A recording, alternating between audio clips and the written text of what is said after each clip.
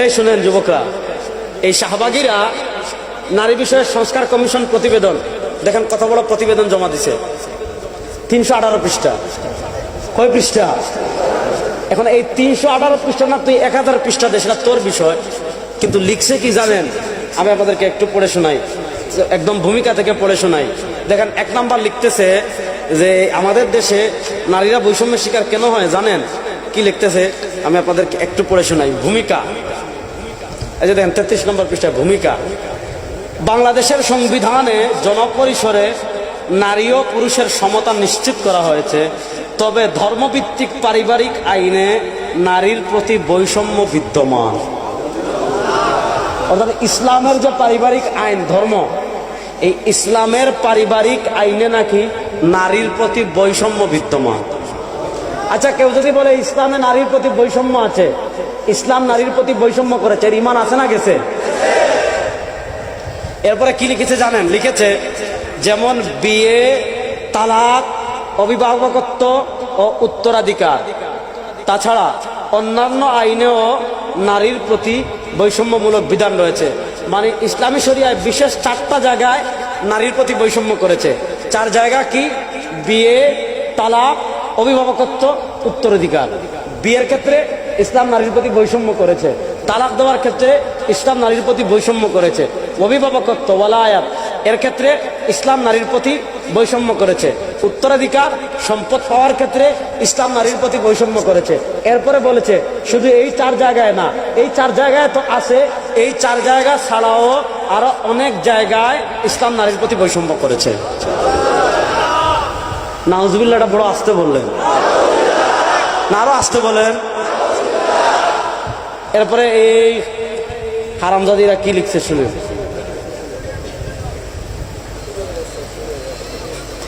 এরা লিখেছে ধর্মীয় বিধানের ভিত্তিতে, শুনেন, মনোযোগ দিয়ে শুনেন, ধর্মীয় বিধানের ভিত্তিতে পরিচালিত ব্যক্তিবাচক আইনগুলো নারীদের জন্য বিশেষ বৈষম্য সৃষ্টি করেছে। এই যে নারীর যে পারিবারিক আইন আছে না আমাদের দেশে ইসলামের, এগুলা নারীর প্রতি বৈষম্য তৈরি করেছে, এটা লিখছে এখানে। এবার আরেকটু শুনেন, আরেকটা আমি আপনাদেরকে পড়ে শোনাই। সংবিধান ও আইনের সংমিশ্রণে একটি দেশের রাজনৈতিক, সামাজিক ও অর্থনৈতিক রূপরেখা গঠিত হয়, যা একটি গণতান্ত্রিক রাষ্ট্রের জন্য অত্যন্ত গুরুত্বপূর্ণ ও অপরিহার্য। সংবিধানের 28 অনুচ্ছেদের অধীনে নারী ও পুরুষের বৈষম্যমূলক বিধান বিদ্যমান। বিশেষ করে এই লাইনটা বিশেষ করে শুনেন, মনোযোগ দিয়ে শুনেন। বিশেষ করে বিবাহ বিচ্ছেদ ও ভরণ পোষণের ক্ষেত্রে ধর্মীয় আইন অনুসরণ বাধ্যতামূলক হওয়ায় নারীরা বৈষম্যের শিকার হন। ভরণ পোষণের ক্ষেত্রে, বিয়ের ক্ষেত্রে নারীরা বৈষম্যের শিকার হয় কেন? কারণ নারীরা ইসলাম মানে। অর্থাৎ তারা, নারীরা বৈষম্যের শিকার হওয়ার 1 নম্বর কারণ বলেছে যে বাংলাদেশে নারীরা বৈষম্য শিকার হওয়ার 1 নম্বর কারণ হলো ধর্ম। নাউজুবিল্লাহ বাড়িতে জুড়ে বলবেন।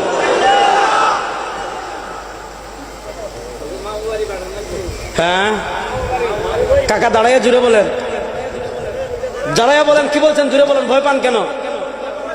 জুড়ে সবাইকে কি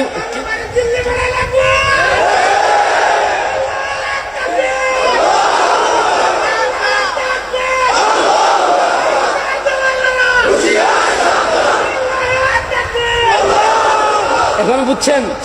আমরা প্রফেসর ডক্টর ইউনূস সাহেবকে বলবো, আপনি প্রধান উপদেষ্টা হয়েছেন, কিন্তু মনে রাখবেন 2024-এর জুলাই আগস্টের গণবিপ্লব যদি না হতো, হাসিনা আপনার লিফট বন্ধ করে 1 তলা থেকে 8 তলায় তুলতো আর নামতো। আপনার এতদিন রায় হয়ে হয়তো কারাগারেও যাওয়ার সম্ভাবনা আপনার ছিল। 2024-এর জুলাই আগস্টের গণবিপ্লব কারা করেছিল আপনি ভুলবেন না। রক্ত দিয়েছে আবু সাঈদ, রক্ত দিয়েছে মুগ্ধ, রক্ত দিয়েছে তাহমিদ, রক্ত দিয়েছে ওয়াসিম, রক্ত দিয়েছে হাজার হাজার মুসলমান। আপনি এটা ভুলবেন না। 2024-এর জুলাই আগস্টের গণবিপ্লবে 5ই আগস্ট শেখ হাসিনা যেদিন পলায়ন করেছে, সেদিন ঢাকায় রাজপথে কারফিউ ভেঙে প্রথম যে লোক নেমে এসেছিল, তিনি আমাদের নেতা মুফতি সৈয়দ ফয়জুল করিম সাহেবের জন্ম। সেদিন মুফতি ফয়জুল করিমের সাথে চিনে রাখেন, সেদিন মুফতি ফয়জুল করিমের সাথে কারফিউ ভেঙে যারা প্রথম ঢাকা রাজপথে নেমে এসেছিল তার ভিতরে রেজাউল করিম আবরারও ছিল। সুতরাং ফাইজলামি করবেন না, ফাইজলামি সহ্য করা হবে না। আপনাকে আমরা সম্মান করি, আপনি রাষ্ট্র পরিচালনা করেন এটা আমরাও চাই, কারণ আপনি ভালো রাষ্ট্র পরিচালনা করতেছেন, ঠিক না বেটি? কিন্তু আপনি রাষ্ট্র পরিচালনার নামে আপনার পাশে এই যে নাস্তিকরা ভারতের আধিপত্যবাদকে প্রতিষ্ঠা করতে চাচ্ছে, স্পষ্ট ভাষায় মেসেজ দেই, এই নারী বিষয়ক সংস্কার কমিশন প্রতিবেদন অতি শীঘ্রই বাতিল করতে হবে। এ দাবির সাথে কারা কারা একমত? আচ্ছা বলেন, যারা এই আকীদা লালন করবে যে ধর্ম বিবাহের ক্ষেত্রে, ধর্ম আকদের ক্ষেত্রে, তালাকের ক্ষেত্রে, ধর্ম আপনার সম্পত্তি ভাগের ক্ষেত্রে, ধর্ম অভিভাবকত্বের ক্ষেত্রে নারীর সাথে বৈষম্য করেছে, তারা মুসলমান না নাস্তিক?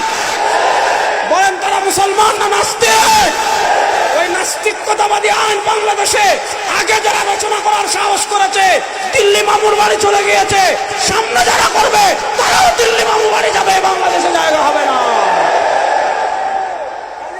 47, 71, 24 এই 3 বিজয় আমাদের। দেখেন, আমাদের দেশে খালি আপনি 71-এর স্বাধীনতার কথা শুনেন, কিন্তু 47-এর আলোচনা শুনেন না। কেন জানেন? 47-এর স্বাধীনতা করেছে আলেমরা, এখন 47-এর স্বাধীনতার কথা বললে আলেমদার অবদান চলে আসে। এজন্য এই নাস্তিকরা 47-এর ইতিহাস ভুলিয়ে দিতে চায়। আমি অত্যন্ত সহজ করে আপনাদেরকে বলি, বিরক্ত হচ্ছেন না তো? ওয়াজ তো শুরুই করলাম না এখনো, বিরক্ত হলে হবে? ওয়াজ তো জীবনে বহুত শুনছেন, আসমানের উপরের ওয়াজ বহু শুনছেন, জমিনের নিচের ওয়াজ বহু শুনছেন, এবার রাষ্ট্র প্রতিষ্ঠার ওয়াজ শুনতে হবে। আমার নবী খালি আসমানের উপর নিয়ে আসলেন না, রাষ্ট্র পরিচালনাও করেছেন। হ্যাঁ, আমার নবী সংবিধান লেখেন নাই, আমার নবী বিচার করেন নাই। আপনি নবীকে খালি শুক্রবারে জিলাপি খাওয়ার সময় খুঁজেন, রাজনীতিতে নবী কোথায়? অর্থনীতিতে নবী কোথায়? রাষ্ট্র প্রতিষ্ঠায় আমার নবীর আদর্শ বাস্তবায়ন করার প্রয়োজন আছে না নাই? ইসলামকে কি ফাইজলামি পেয়েছেন আপনি? যেভাবে মন চায় ব্যাখ্যা করবেন, খুব ভালো করে বুঝেন, মনোযোগ দিয়ে বুঝেন। এই ভারত উপমহাদেশের মালিক আমরা ছিলাম 750 বছর। কয়শো বছর? জোরে বলেন না, কয়শো বছর? হিন্দুরা ভারতের ক্ষমতায় আসার মাত্র 77 বছর হয়েছে, আর আমরা ছিলাম কয় বছর? দেখেন, আমরা বেশি দিন হয় নাই হারাইছি। বাড়াবাড়ি করবেন, আবার ফিরবো ইনশাআল্লাহ। ইসলাম আবার ফিরবে ভারতে ইনশাআল্লাহ। যারাই আমাদেরকে মুছে দিতে চাইবে তারাই মুছে গেছে। দেখেন, তাতাররা আছে, মুঘলরা কোথায় আজকে? ক্রুসেডাররা কোথায়? কেউ নাই, আমরা ছিলাম, আছি, থাকবো ইনশাআল্লাহ। ইনশাআল্লাহ বলেন। আমি একটু ইতিহাসের পিছনে যাই। 1803 সাল পর্যন্ত ভারত উপমহাদেশের ক্ষমতায় ছিল ইসলাম। 1803 সালের আগ থেকে আপনারা জানেন, আমরা যেমন এখন লন্ডনে যাই, আমেরিকায় যাই, ফ্রান্সে যাই, স্পেনে যাই, জার্মানে যাই, মিডল ইস্টে যাই, তৎকালীন যুগে ওই এলাকাগুলো থেকে মানুষ আমাদের ভারত উপমহাদেশ, বাংলাদেশ, ভারত, পাকিস্তান এই 3 রাষ্ট্রে আসতো ব্যবসা করার জন্য। ইস্ট ইন্ডিয়া কোম্পানি ব্যবসা করার জন্য এসেছে। ছলে বলে কোলে কৌশলে 1803 সালে তারা ক্ষমতা নিয়ে গেল, ষড়যন্ত্র করে। মনোযোগ, 1803 সালে যখন তারা ক্ষমতা নিয়ে গেল, এরপরে ইতিহাস দীর্ঘ। অনেকে বলে রেজাউল করিম আবরার কেন বড় গলায় কথা বলে, ফয়জুল করিম কেন বড় গলায় কথা বলে, মামুনুল হক কেন বড় গলায় কথা বলে, অমুক আলেম বড় গলায় কথা বলে। আরে বেটা, আমরা এজন্য বলি কারণ ব্রিটিশের বিরুদ্ধে জিহাদ করেছেন আমাদের বাপদাদারা। আমরা বড় গলায় কথা কম না, তোর বাপে কইব, ঠিক না বেটি? 1803 সালের পরে আস্তে আস্তে লড়াই শুরু হলো ব্রিটিশের বিরুদ্ধে। 1833 সালে বালাকোট, 1857-তে সিপাহী বিপ্লব, 1866-তে দারুল উলুম দেওবন্দ প্রতিষ্ঠা। 150 বছর পর, মনোযোগ, 150 বছর পর 1947-এ ব্রিটিশ বিদায় নিল। আপনারা দেখেছেন, গত 15 বছরে ফ্যাসিস্ট আওয়ামী লীগ যখন রাষ্ট্র ক্ষমতায় ছিল, মনে হয়তো রাষ্ট্রটা হিন্দুদের, ঠিক না বেটি? সবকিছুতে হিন্দুরা ফেসিলিটি পেত। তা ইস্ট ইন্ডিয়া কোম্পানি যখন এই উপমহাদেশের ক্ষমতায় ছিল, ব্রিটিশরা যখন উপনিবেশ করে দেশের রাষ্ট্র ক্ষমতায় ছিল, তখন হিন্দুরা জমিদারি পেত, হিন্দুরা অফিসার হতো, হিন্দুরা খাজনা তোলার দায়িত্ব পেত, হিন্দুরা ট্যাক্স তোলার দায়িত্ব পেত। তো হিন্দুরা নানা কারণে, হিন্দু জমিদাররা মুসলমানদের উপর জুলুম করত, মুসলমানদের উপর জুলুম করত। ব্রিটিশরা চলে যাবার সময় যখন আসলো, মুসলমানরা তখন বলল হিন্দুদের সাথে আর থাকবো না, হিন্দুদের রাষ্ট্র হবে আলাদা, মুসলমানদের রাষ্ট্র হবে আলাদা। 1947-এ দুটো রাষ্ট্র হলো, মুসলমানদের জন্য পাকিস্তান, হিন্দুদের জন্য হিন্দুস্তান। শুনেন, 1947-এর 14 অথবা 13 আগস্ট, আমি তারিখটা ভুলে গেছি, যেদিন পাকিস্তান হলো তখন পাকিস্তানের দুইটা পার্ট ছিল, একটা পশ্চিম পাকিস্তান আর একটা হলো পূর্ব পাকিস্তান। তো এই পাকিস্তান প্রতিষ্ঠার আন্দোলনের জন্য মুসলমানরা যখন সংগ্রাম করে যে আমাদের আলাদা দেশ হবে, আমাদের আবাসভূমি হবে আলাদা, যেখানে কোরআনের আলোকে চলবে, শরিয়ার আলোকে চলবে, তো মুসলমানরা যখন আলাদা আবাসভূমির জন্য আন্দোলন করেছে, পাকিস্তানের জন্য আন্দোলন করেছে, তখন মুসলমানদের মিছিল কি দিত? মুসলমানদের মিছিলের মৌলিক স্লোগান ছিল পাকিস্তান কা মতলব ক্যা লা ইলাহা, বলেন পাকিস্তান কা মতলব ক্যা লা ইলাহা, বলেন না পাকিস্তান কা মতলব ক্যা লা ইলাহা, আর জোরে বলেন না পাকিস্তান কা মতলব ক্যা লা ইলাহা। এই লা ইলাহা ইল্লাল্লাহর উপর 1947-এ দেশ স্বাধীন হয়েছে। শুনেন, পাকিস্তান তখন দুই ভাগ ছিল, এক ভাগ পূর্ব পাকিস্তান আমরা, আর এক ভাগ পশ্চিম পাকিস্তান।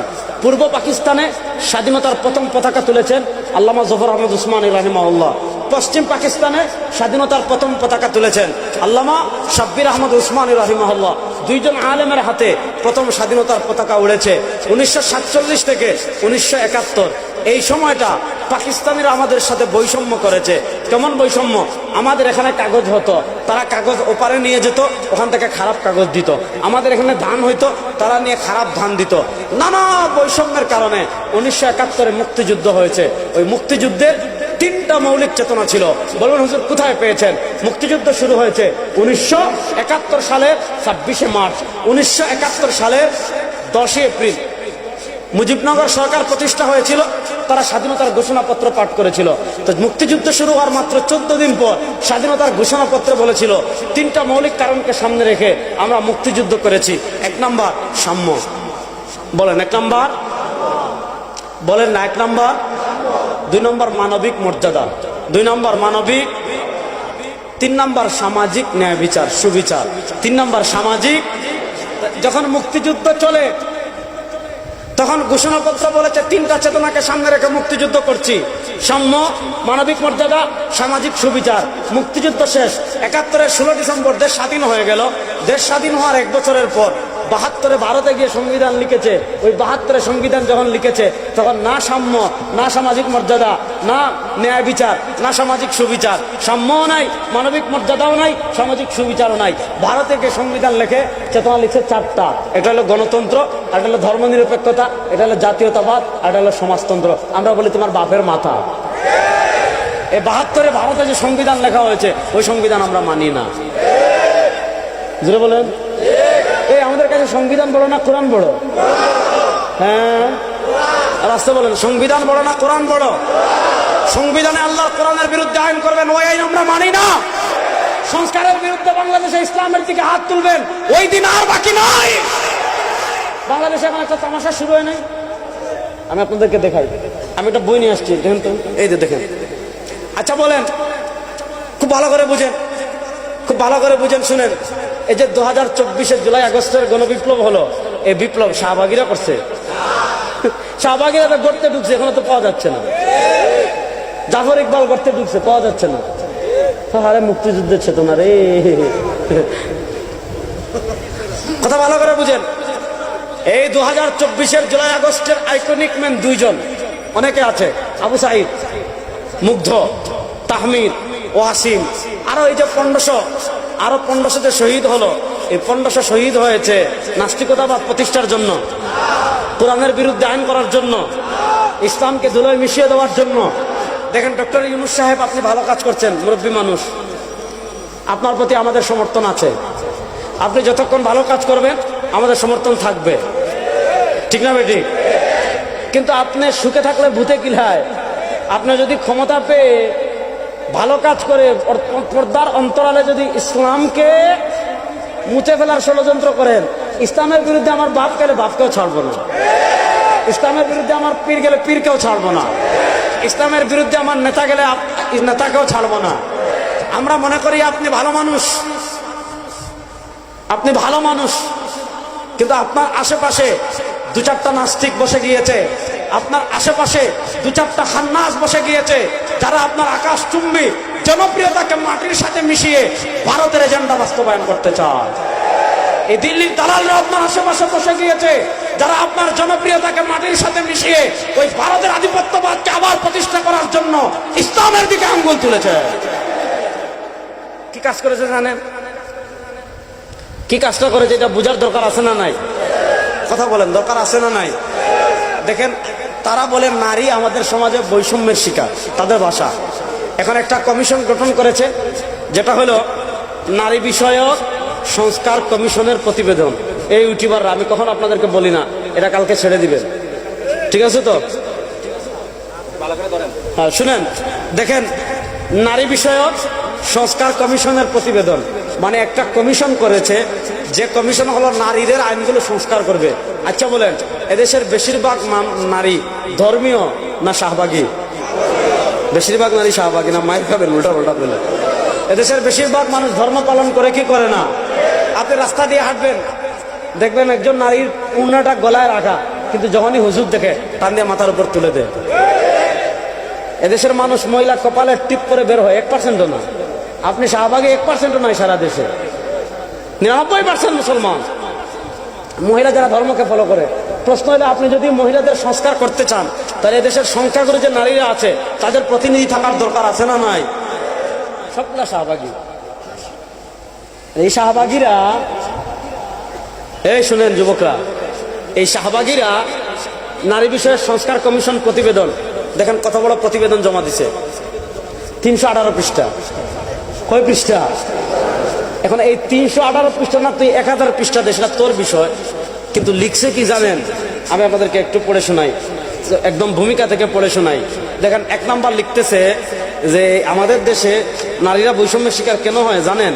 কি লিখতেছে আমি আপনাদেরকে একটু পড়ে শোনাই। ভূমিকা, এই যে দেখেন 33 নম্বর পৃষ্ঠা, ভূমিকা। বাংলাদেশের সংবিধানে জনপরিসরে নারী ও পুরুষের সমতা নিশ্চিত করা হয়েছে, তবে ধর্মভিত্তিক পারিবারিক আইনে নারীর প্রতি বৈষম্য বিদ্যমান। অর্থাৎ ইসলামের যে পারিবারিক আইন, ধর্ম, এই ইসলামের পারিবারিক আইনে নাকি নারীর প্রতি বৈষম্য বিদ্যমান। আচ্ছা, কেউ যদি বলে ইসলামে নারীর প্রতি বৈষম্য আছে, ইসলাম নারীর প্রতি বৈষম্য করেছে, এর ঈমান আছে না গেছে? এরপরে কি লিখেছে জানেন? লিখেছে যেমন বিয়ে, তালাক, অভিভাবকত্ব ও উত্তরাধিকার, তাছাড়া অন্যান্য আইনেও নারীর প্রতি বৈষম্যমূলক বিধান রয়েছে। মানে ইসলামী শরিয়ায় বিশেষ 4টা জায়গায় নারীর প্রতি বৈষম্য করেছে। 4 জায়গা কি? বিয়ে, তালাক, অভিভাবকত্ব, উত্তরাধিকার। বিয়ের ক্ষেত্রে ইসলাম নারীর প্রতি বৈষম্য করেছে, তালাক দেওয়ার ক্ষেত্রে ইসলাম নারীর প্রতি বৈষম্য করেছে, অভিভাবকত্ব ওয়ালায়াত এর ক্ষেত্রে ইসলাম নারীর প্রতি বৈষম্য করেছে, উত্তরাধিকার সম্পদ পাওয়ার ক্ষেত্রে ইসলাম নারীর প্রতি বৈষম্য করেছে। এরপরে বলেছে শুধু এই 4 জায়গায় না, এই 4 জায়গায় তো আছে, এই 4 জায়গা ছাড়াও আরো অনেক জায়গায় ইসলাম নারীর প্রতি বৈষম্য করেছে। নাউজুবিল্লাহটা বড় আসতে বললেন না, আরো আসতে বলেন।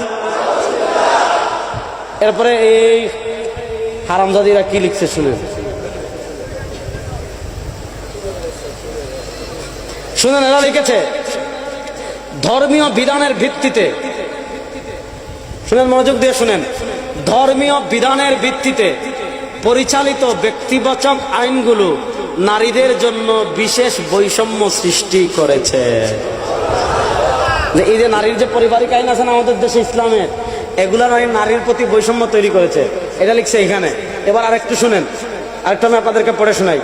সংবিধান ও আইনের সংমিশ্রণে একটি দেশের রাজনৈতিক, সামাজিক ও অর্থনৈতিক রূপরেখা গঠিত হয়, যা একটি গণতান্ত্রিক রাষ্ট্রের জন্য অত্যন্ত গুরুত্বপূর্ণ ও অপরিহার্য। সংবিধানের 28 অনুচ্ছেদের অধীনে নারী ও পুরুষের বৈষম্যমূলক বিধান বিদ্যমান। বিশেষ করে এই লাইনটা বিশেষ করে শুনেন, মনোযোগ দিয়ে শুনেন। বিশেষ করে বিবাহ বিচ্ছেদ ও ভরণ পোষণের ক্ষেত্রে ধর্মীয় আইন অনুসরণ বাধ্যতামূলক হওয়ায় নারীরা বৈষম্যের শিকার হন। ভরণ পোষণের ক্ষেত্রে, বিয়ের ক্ষেত্রে নারীরা বৈষম্যের শিকার হয় কেন? কারণ নারীরা ইসলাম মানে। অর্থাৎ নারীরা বৈষম্যের শিকার হওয়ার এক নাম্বার কারণ বলেছে যে এই বাংলাদেশে নারীরা বৈষম্য শিকার হওয়ার এক নাম্বার কারণ হলো ধর্ম। নাউজুবিল্লাহ, বাড়িতে কে জুড়ে বলবেন?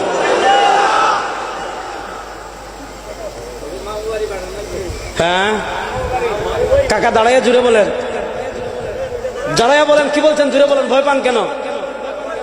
জুড়ে সবাইকে কি